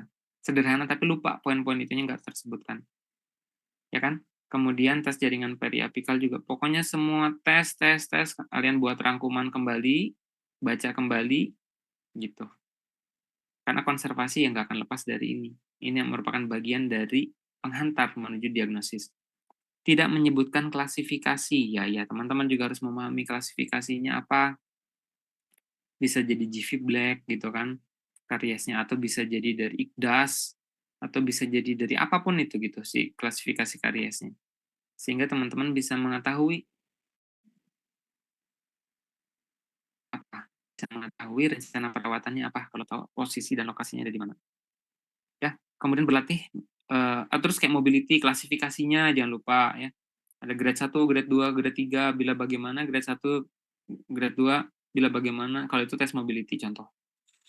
Kemudian berlatih membaca soal dan menjawab secara berurutan, itu yang sudah saya bilang. Teman-teman pura-pura bikin soal sendiri aja lah, ya kan? Pasien datang dan seterusnya gitu ya. Terus teman-teman baca butuh berapa menit gitu membaca soal itu dan memahami ada berapa tes yang diminta dijawab. Kalau teman-teman bisa membuat seluruh tes, ini bikin soal yang luar biasa lah ya teman-teman, tuh lengkap gitu. Semua tesnya ada, dari tes dingin, iya, EPT-nya ada, ininya ada, itu semuanya ada gitu lah. Teman-teman butuh waktu berapa menit untuk bisa menyebutkan semua jenis tes yang dilakukan. Misalkan memang ini pasti nanti akan soalnya menyebutkan hanya 4 aja dari jenis tes yang dilakukan dari semua tes yang ada gitu kan. Mungkin ya. Kan saya juga nggak tahu soalnya. Cuman teman-teman latih gitu membaca menyebutkan, melisankan semua jenis tes dari A sampai Z, dari sensibilitas, vitalitas atau sensibilitas atau vitalitas sampai dengan periapikal ya. Butuh waktu berapa menit? 15 menit bisa menyebutkan semuanya, itu luar biasa. Berlatih membaca soal dan menjawab yang tadi ya. Dilarang bertanya kepada penguji. Kadang-kadang suka gini karena baca gitu kan. Terus, dok, udah betul belum ya dok ya? Gitu. Ya nggak akan dijawab, malah buang waktu. Dok, ada yang kurang nggak ya dok? Itu juga nggak perlu, karena nggak akan dijawab. Ya, jadi dilarang bertanya kepada penguji. Karena semuanya sudah pasti ada instruksinya di dalam soal. Ya, jangan lupa. Oh ini, masalahnya sering lupa juga dalam menyebutkan kode ACDE. Apa itu. Itu doang sih sebetulnya. Kalau materi mah ada, apa ya, itu lebih banyak ke memahami aja dulu. Kalau memahami, oke, silakan. Siapa? Izin bertanya dok, apakah kode ICDE harus diwajib disebutkan dok dalam dalam menegakkan diagnosis dok? Ya, kalau tidak disuruh nggak usah. Tapi kalau teman-teman disuruh dan nggak paham, rugi. Jadi mendingan dihafal aja. Nanti ada biasanya kalau di perintah itu, di instruksinya, sebutkan kodenya misalkan. Atau sebutkan diagnosis. Kan kalau diagnosis nggak hafal, gagal lah teman-teman gitu kan. Tapi ya mungkin nggak ditanya. Tapi ketika ditanya, terus nggak bisa jawab, gugur lah. Padahal kan hal sederhana dan bisa dipahami gitu dan dihafalkan. Gitu, Vizario. Baik dokter. Oke, apalagi? Yuk, diskusi aja yuk. Selamat siang, dokter. Ya, Unsud. Bukan, siapa namanya? Nadia. Ya, dokter. Saya depan. Mohon izinnya, dokter. Untuk yang tadi dok mengenai yang cara cuci tangan, kemudian penggunaan APD. Untuk cara cuci tangan boleh diasumsikan saja atau harus dijabarkan secara jelas dok. Kemudian untuk APD itu cukup menggunakan masker dan handscone saja atau harus menggunakan APD level 2 secara lengkap dan dijabarkan ya dok kalau untuk OSCE dok? Ya, ini penting tapi jangan teman-teman membuang waktu di sana juga kalau tidak disuruh. Jadi teman-teman hanya perlu misalkan gini, kita lakukan cuci tangan dengan 6 langkah WHO, udah cukup. kemudian gunakan masker terlebih dahulu atau menggunakan handscoon terlebih dahulu, apa dulu? Atau APD terlebih dahulu, nah itu sebutkan aja. Nggak perlu yang kayak gunakan masker gitu ya, gitu. Kayak itu buang waktu kalau tidak ada di perintah. Tapi itu bakal gini, dia tuh muncul tapi tidak ada di perintah. Kecuali kalau sebutkan langkah-langkah cuci tangan itu, tapi terlalu gampang banget kan, nggak mungkin pertanyaannya semudah itu gitu.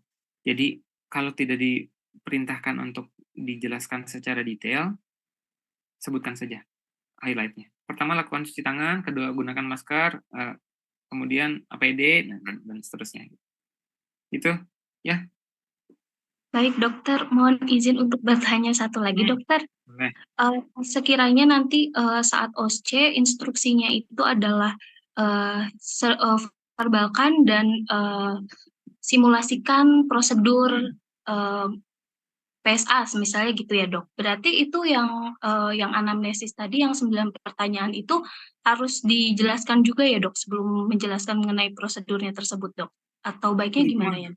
Itu yang saya bilang, itu pertanyaan wajib di awal tuh, itu tuh meskipun apa ya, tidak tersurat gitu ya, itu tuh wajib. Kalau ada perintah anamnesis ya. Kalau yang APD itu mah wajib. Kalau APD, handscoon dan itu universal precaution itu wajib.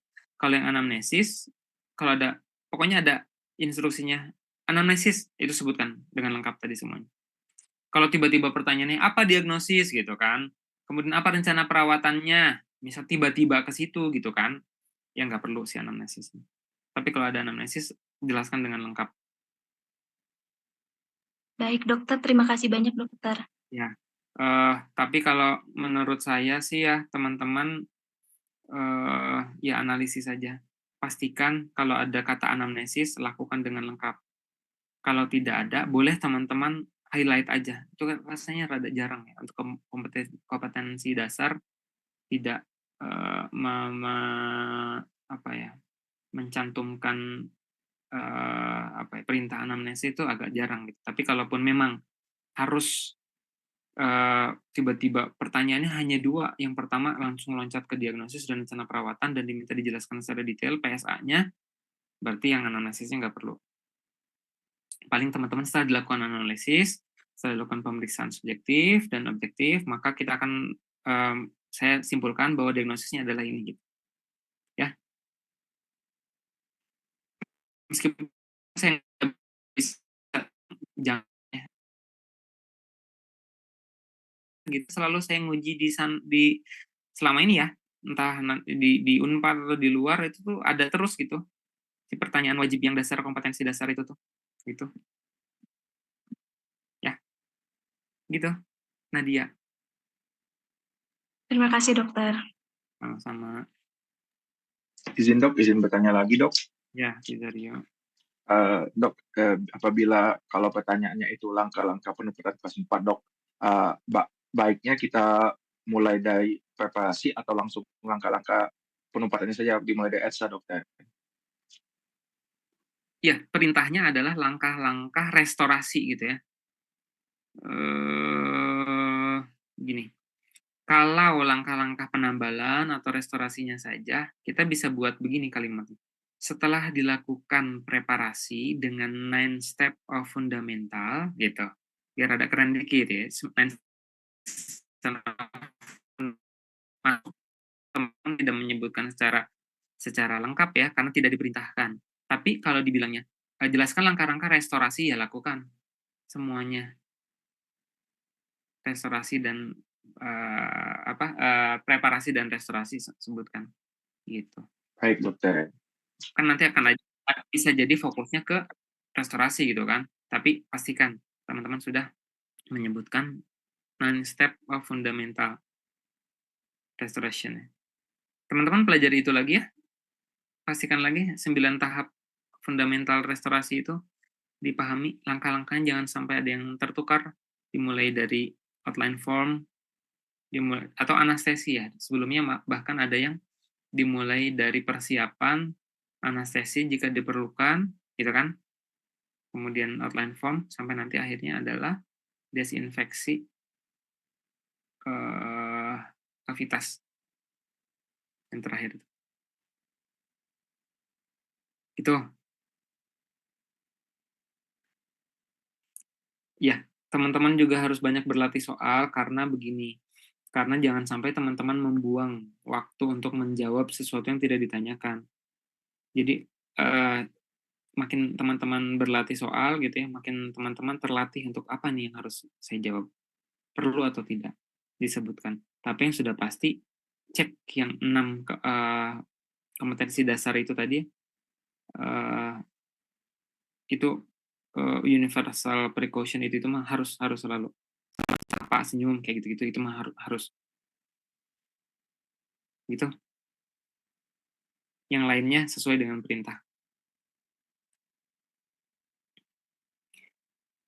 Ada lagi?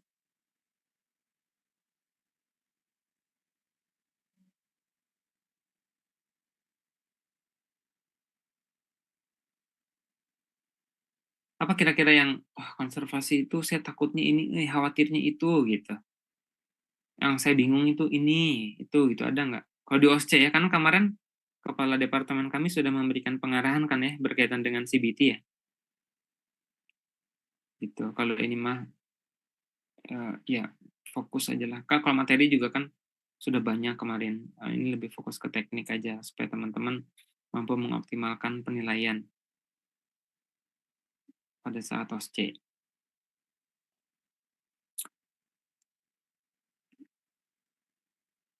Yuk, apalagi? Dok, punten. Saya izin bertanya, Dok. Pada saat nanti misalnya ada pertanyaan untuk memverbalkan atau mensimulasikan perawatan, Dok, misalnya perawatan saluran akar PSA. Itu kan dimulai dari awal tuh ada biasanya disebutkan alat dan bahan, Dok. Misalnya pada saat menyebutkan itu tidak lengkap atau tidak runut, tapi nanti pada saat prosedurnya mulai dari buka kafum, kemudian ARF itu apa namanya, disebutkan gitu alatnya Sambil apakah digunakan gitu ya, iya. nggak apa-apa. Bahkan Nggak apa-apa. sebetulnya betul, kalau tidak diperintahkan ada sebutkan alat dan bahan sebetulnya mah nggak wajib-wajib banget, tapi tetap harus hati-hati ya, karena kita nggak tahu rubrik penilaiannya ada nggak di situ si poin penilaiannya. Tapi jangan sampai tidak tersebutkan, ya, minimal disebutkan pada saat proses. Kita lakukan teknik crown down dengan menggunakan protapper gitu, dimulai dari SX gitu dan seterusnya. Atau kita lakukan prosedur UPK gitu dengan menggunakan teknik apa gitu, menggunakan alat apa gitu-gitu. Tadi saya mau bilang apa ya?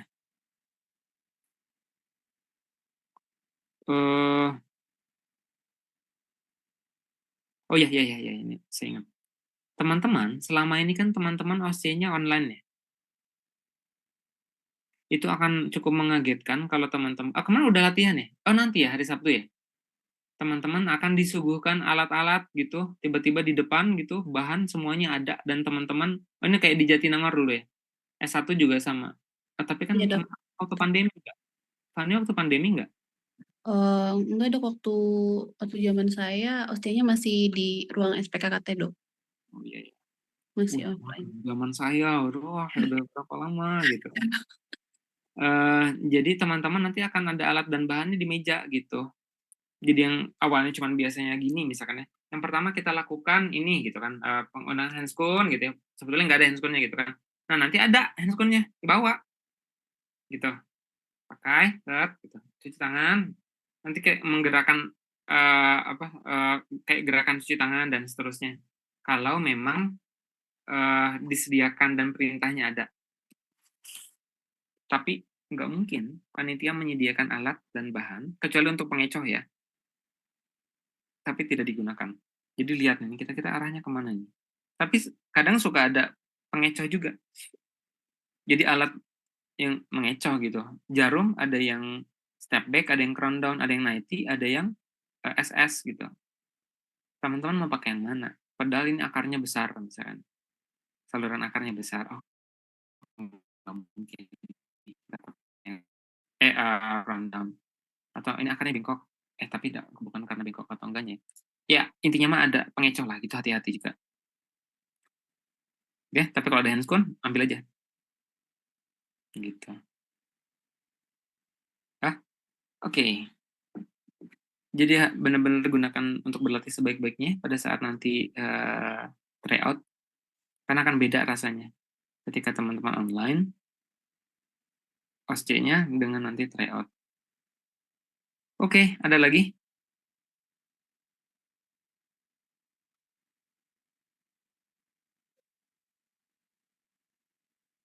Ini tuh udah pada di Bandung semua. Sudah ya? Yang ini Chandra juga udah di Bandung, Chan? Nah, belum ada suaranya loh, Chan.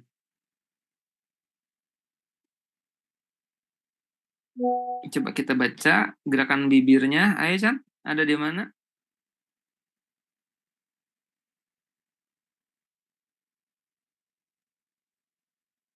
Ya, aku sudah sampai sini, Dok. Ya, di sini kemarin ketemu ini. Itulah kurang lebih jawabannya gitu. Oke. Yang siapa lagi yang nggak apa-apa, Chandra nggak apa-apa. Nanti tolong di ini aja, dicek lagi ya. Bisa nanti ada pemantapan dari dokter yang lain. Amanda sudah di Bandung. Sudah, Dok. Oke, jangan terlalu tegang. Kadang pada saat ujian kita tegang justru ngeblank semuanya gitu. Ya udah dijalani saja gitu. Tidur yang cukup, makan dulu, istirahat yang cukup, minta doa sama kedua orang tua, pastikan paginya ditelepon dulu ke orang tua, minta doa dan restu. Kalau memungkinkan di jalan ada ini, bisa sedekah dulu, apapun yang bisa memudahkan kita supaya nanti pada saat tes banyak pertolongan. Kan ada yang betul-betul diusahakan oleh ikhtiar kita, ada yang betul-betul faktor X yang kita tidak pernah tahu gitu.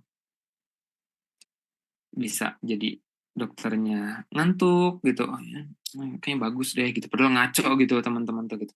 Ada yang itu kan bantuan atau pertolongan kita tidak tahu gitu. Terus tiba-tiba apa gitu ya, pokoknya faktor X itu juga nggak kalah perlu kita minta gitu sama dalam ibadah dan doa-doa kita. Selain memang teman-teman harus mempersiapkan dengan sebaik-baiknya secara teori dan secara mental. Gitu. Dan penguji itu kan duduknya di kursi yang sama kan? Mengujinya bisa ke 10 orang. Itu tuh sampai bosen dengerin. Artinya bisa lebih teliti mendengar. Kan diulang terus kan dari peserta 1, 2, dan 3. Jadi diagnosis tuh udah nggak perlu baca lagi kayak, oh ini benar. Karena terulang dari 1. Mungkin yang pertama masih ini apa diagnosisnya, kedua apa dia. Karena soal baru dibuka pagi itu kan. Tapi udah peserta ke-4, ke-5, ke-6, dan seterusnya. Itu tuh udah pengulangan.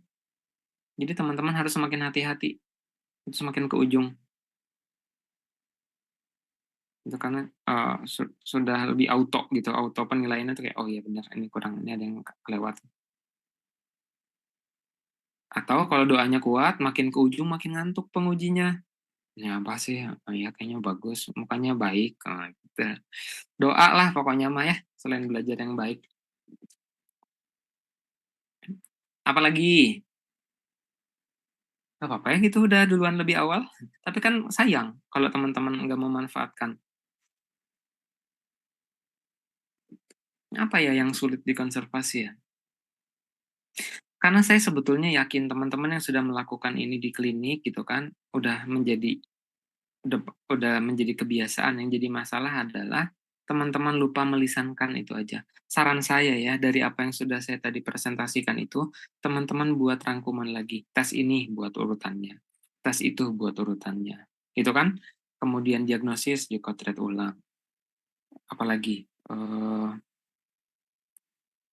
Iya, kayak anamnesis.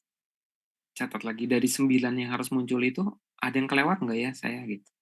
Tulis tangan, ditulis lagi. Kalau teman-teman belum capek, kalau teman-teman belum lelah, berarti ada yang salah. Dan memang harus capek gitu teman-teman. Harus lelah gitu. Harus berjuang. harus tidak nikmat gitu, keluar dari zona nyaman nih beberapa hari terakhir.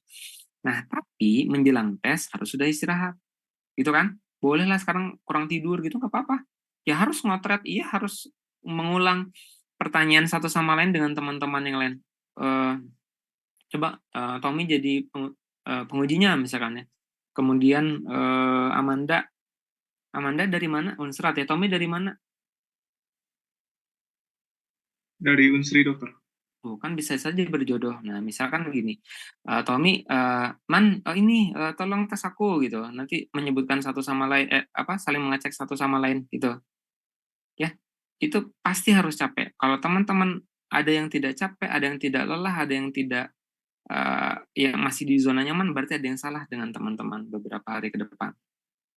Nah, saran saya justru 1 atau 2 hari sebelum tes, teman-teman lakukan untuk banyak istirahat.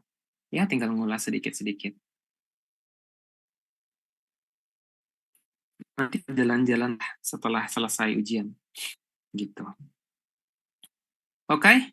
Kalau tidak ada, kita tutup atau ya?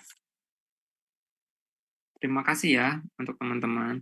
Saya berharap seluruh teman-teman yang ada di sini, ada 30 sekian orang ya, semuanya lulus, lancar, 1 kali ujian. Ada yang, nggak usah disebut di sini. Kalau saya nanya, ada yang ujian tahun lalu gitu kan? Jangan. Tapi yang tahun lalu bisa memberikan informasi kepada teman-teman yang baru akan ujian. Oh gini loh, suasananya gini. Oh gini, itu nggak apa-apa, sharing aja gitu. Semakin kita berbagi, semakin banyak ilmu. Gitu. Teman-teman sedang tidak bersaing satu sama lain. Ini tuh sedang tidak bersaing. Ya teman-teman sedang berjuang dengan dirinya masing-masing itu. Jadi jangan takut untuk membagikan ilmu. Ini bukan tentang siapa juara 1, 2, 3, dan 4, seterusnya itu bukan ya. Ini tentang lulus bersama gitu. Jadi kalau punya ilmu di-sharing. Teman-teman yang baca sama teman-teman yang menceritakan kepada teman yang lain itu beda. Kalau membaca tuh ya mungkin masih di 6% pertama lah. Tapi kalau teman-teman sudah menceritakannya kepada teman, mungkin bisa masuk ke 20 atau 30% kedua. Nah, teman-teman sudah mulai mempraktekkan nih gini caranya nih, ini pakai jarum yang ini, itu mungkin teman-teman udah ke 80%. Gitu. Gitu. Ya, jadi semakin banyak berbagi, sebetulnya teman-teman semakin banyak mendapatkan ilmu dan melakukan pengulangan. Oke, terima kasih. Teman-teman dari Unpad, teman-teman dari Unsrat, dari Unsri, dari Unsud, udah ya. Dari semuanya, semoga dimudahkan dan dilancarkan. Kita bertemu kembali, kalau saya jadi penguji internal ya, tapi kemungkinan saya tahun ini, gelombang ini jadi penguji eksternal. Nggak akan ada di Bandung. Gitu. Ya, terima kasih. Saya pamit ya. Betul nggak ada lagi? Kalau tidak ada lagi, selamat beristirahat siang. Assalamualaikum warahmatullahi wabarakatuh. Selamat siang. Waalaikumsalam. Terima kasih, dokter. Terima kasih banyak, Dok.